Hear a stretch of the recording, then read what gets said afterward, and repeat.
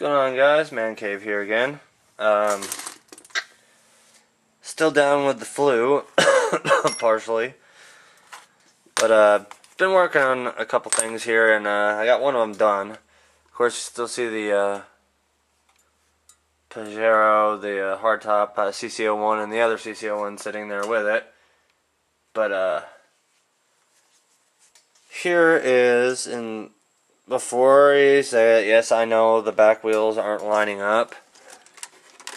They're not supposed to. This one right here has been dubbed the Hillbilly High Roller. It's basically a hard-bodied Chevy Avalanche that's sitting on a trail Stomper chassis, leaf sprung, of course, with T-Rex axles. For guts, it's got the R2 tranny in it with a Integy 35 turn matrix lathe motor, and to pair with that I've got a Spectrum receiver, of course. Chassis mounted steering servo. I'm using, I believe, an AS2, old school axial, cheap ass servo. Junk Fact hardened carbon steel shafts on it, my Venom Creeper wheels with 2.2 Panther Cobras mounted reverse pattern. This thing is actually ridiculously wide for something that's T-Rex axled, but it pulls off that, hey, we just went out and got a wrecked truck and put it on a built-ass frame. So that one it looks pretty sweet that way, and the body is held on by Velcro. And as you can see, I just lifted it, so lifting the body by the Velcro, not dropping the frame off. So sturdy enough to hold the body on there. It's perfect.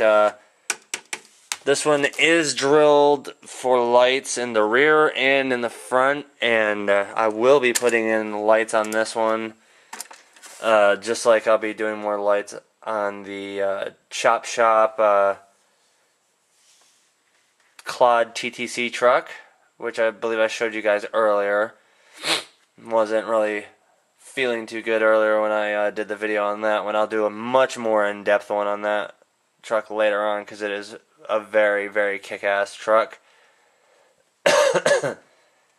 But, let's see. Trying to think of what else I've been getting into lately. I'm going to be finishing up a AX10 Scorpion. Still trying to work on getting the right size tires for the CC01, so when I throw this body on here, I don't have to do any trimming on the fenders, because the last thing I want to do is have to cut the whole fender well out and start butchering the bodies on it, because it just looks like garbage when you do that. So basically this one, I put a 55 turn Integy motor in it, stock TLE whatever the hell, oh wait a minute, it should even say on it, TEU 101BK speed controller, which standard equipment. And since this one's not running a LiPo, it's got the standard connector on it. I'll just be throwing a regular 6-cell pack, which those are becoming few and far between here in the studio, because as you know, we've gone all LiPo here. Oh, some parts that I want to show that go with the special metalhead rings, a whole nother set of metalhead rings, and of course, some more shocks. Thought that was pretty kick-ass for them to include those two with the truck. That was an awesome deal. I absolutely love dealing with it. If you really want to know more about this truck, the best way that I can tell you is to go on rccrawler.com and look for Hoosier Daddy, not spelled the way you think. Hoosier as in Indiana, the state, Hoosier. And Daddy without two D's, so D-A-D-Y. Go and look for that truck, and you'll see the complete build-up on it. It's a pretty badass rig, and once I get the bullet leads changed over to where I can hook them up to the Novak crawler motor, I'll be putting my Mama Max Pro in there along with one of my lipos and having a lot of fun with that truck. Don't know if I'm going to keep the boggers on there, but every time I get rid of a set of those tires, I always seem to want them back, so I think I'm going to keep those on there for once. But once again, always stray off freaking course. The Hillbilly High Roller, or I think I named that a long ass time ago on one of my SCX10s. There's the SCX10 Big Boy, some dumb crap like that. It's way back on my channel. Excuse me.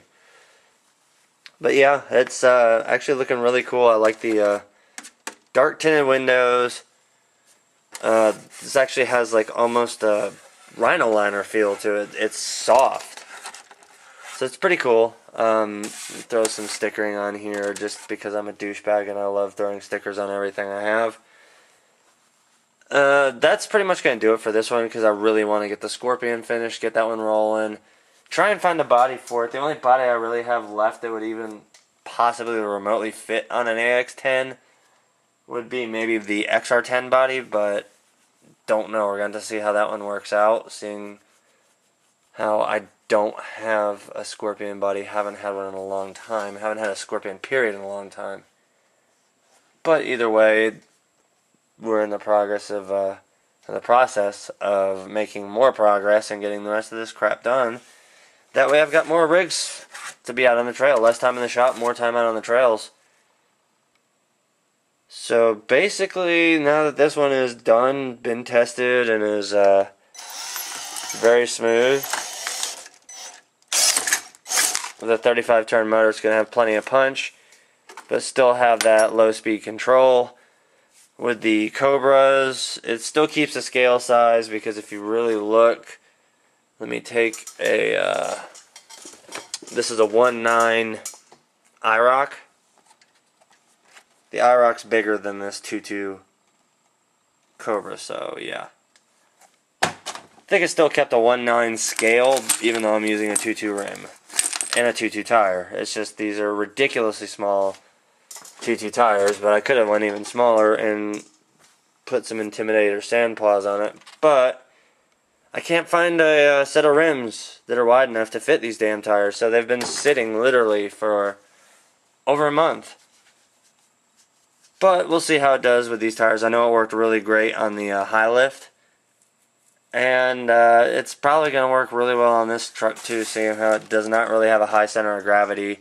It's not super floppy like the high lift was.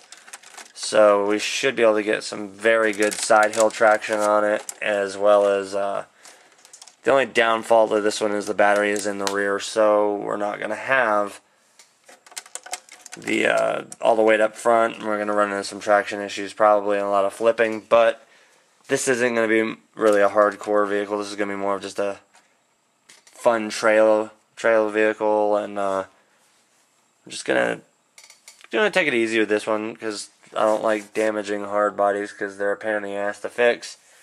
Lexan ain't shit to go buy another one and just replace it, but with these hard bodies, I know they're not very easy to come across, and when you break one, you're pretty much SOL.